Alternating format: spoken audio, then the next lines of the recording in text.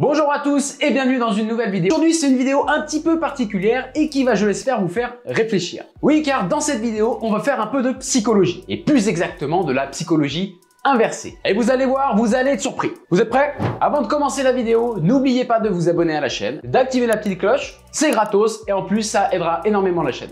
Merci les gars. J'en profite également pour tous vous remercier. Vous êtes de plus en plus nombreux à me suivre et vos commentaires sont hyper encourageants. Donc un gros merci à vous. Merci les gars. Alors il y a plusieurs mois, j'ai fait un post sur LinkedIn qui a vraiment, vraiment tout pété. Il a fait plus de 429 000 impressions et vous savez quoi? Même le GOAT, Jean-Marc Jancovici, a liké le post. J'étais vraiment trop fier de moi. Arrivé à toucher Monsieur Jancovici depuis mon bureau, alors que je suis inconnu au bataillon, que j'avais à peine 1000 abonnés, c'était un truc de fou. Comme quoi dans la vie, rien n'est impossible. J'ai du coup décidé d'adapter mon post et d'en faire une vidéo. Alors pour vous mettre en condition, cela reste une fiction. Je le précise car dans les commentaires sur LinkedIn, j'ai eu des « Ah mais non, mais tu vois, c'est pas possible ça !» Patati patata. Cela reste une fiction qui amène à une réflexion. Mais je tiens à préciser quand même que cette vidéo peut heurter la sensibilité des plus beaux d'entre nous. Allez, vous êtes prêts? C'est parti! Est-ce que vous avez déjà imaginé la situation inverse concernant les voitures électriques? Imaginez-vous en 2050, dans un monde où les voitures électriques représentent l'ensemble du parc roulant. Et là,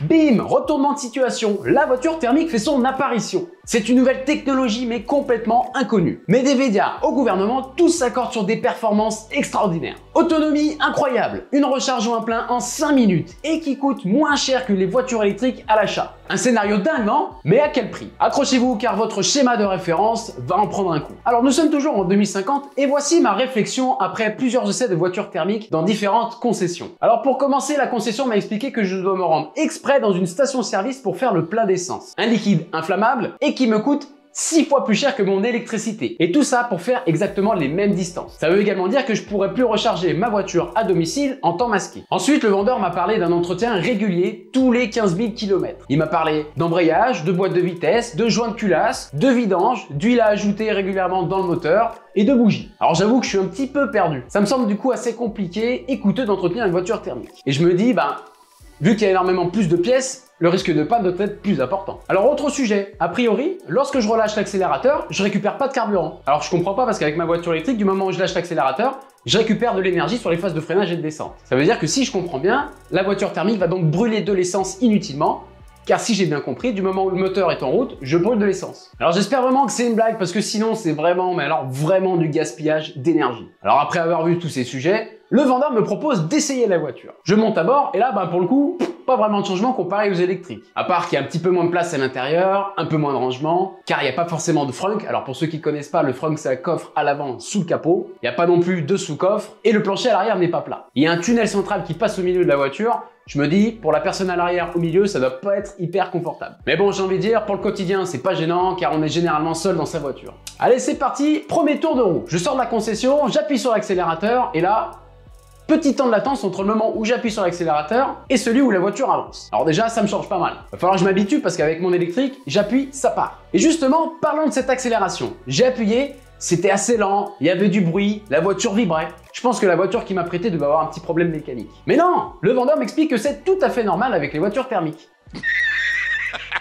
Ah oui, et puis je vous ai pas parlé de ce qui s'est passé quand j'ai appuyé sur le bouton Start. Il y a une odeur, mais une odeur désagréable qui sort de ce que l'on appelle un pot d'échappement. Alors il paraîtrait que c'est un gaz mortel pour l'homme et pour la planète. C'est quand même dingue que les politiques laissent faire ça, non? Et ça veut également dire qu'en hiver, je ne pourrais pas préchauffer l'habitacle de ma voiture avant de la prendre au risque de m'intoxiquer dans mon garage. Je vous avoue que c'est un petit peu relou là. Ensuite, j'ai pu lire que le risque d'incendie est 60 fois supérieur à celui des voitures électriques. Par contre, le bon point, c'est que les incendies sont beaucoup plus faciles à maîtriser. Ça, c'est cool. Mais bon, si déjà le risque d'incendie est 60 fois moins inférieur sur une électrique, j'ai envie de dire, ça passe. Le vendeur m'explique que l'essence est issue du pétrole. Alors j'ai pu constater que l'extraction, le transport et le raffinage du pétrole sont associés à d'énormes problèmes environnementaux, sociétaux, mondiaux, ainsi qu'à des conflits politiques et même des guerres.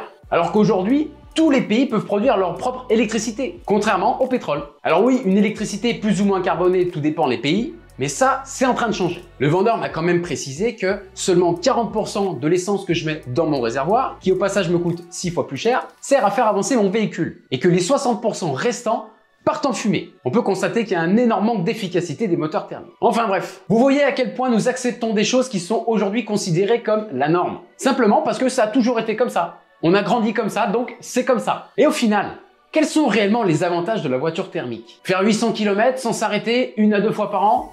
Perso, j'en vois pas. Ça fait réfléchir, non? Alors oui, je suis tout à fait conscient que la voiture électrique, c'est pas tout rose non plus. Il y a également son lot de problématiques qui va avec. Mais quand aujourd'hui on prend un petit peu de recul, il y a déjà depuis 10 ans d'énormes projets qui ont été faits sur les véhicules, sur l'aérodynamisme et sur les batteries. De plus, il y a énormément de budget qui est déployé en recherche et développement pour améliorer l'empreinte carbone des batteries, augmenter les taux de recyclabilité, décarboner la production d'électricité et j'en passe. La voiture électrique est une technologie de rupture. Elle vient complètement, mais alors complètement changer nos habitudes. Changer également une économie qui est fondée sur le pétrole depuis plus de 100 ans. Donc c'est normal qu'aujourd'hui ça fasse réagir. Ça change tout, qu'il y ait des réfractaires au changement. Et ça on le sait, les Français et le changement, c'est compliqué. Bon, j'avoue, j'ai volontairement appuyé là où ça fait mal. J'espère que ça fera réfléchir et surtout changer les mentalités. Que vous soyez pour ou contre, nous devons sortir des énergies fossiles pour nos générations futures, pour nos enfants, leurs petits-enfants et pour la planète. Et la voiture électrique n'est certainement pas la solution, c'est une solution. Mais c'est surtout aujourd'hui une meilleure alternative face à la voiture thermique. Et qu'on soit clair, une voiture, quelle que soit la motorisation, n'est pas écologique. Alors je le précise car je sens que dans les commentaires, ça va fuser. Donc le mieux est de ne pas utiliser de voiture, tout simplement. Mais allez dire ça aux habitants dans les milieux ruraux. Pas évident. Si vous êtes encore là, merci d'avoir regardé la vidéo. Et si vous avez aimé ce contenu, un contenu qui change un petit peu de ce que je fais d'habitude, n'hésitez pas à me le faire savoir en vous abonnant à la chaîne et lâchez un petit like, ça fait plaisir. Et je vous dis à dimanche prochain pour une nouvelle vidéo. Peace!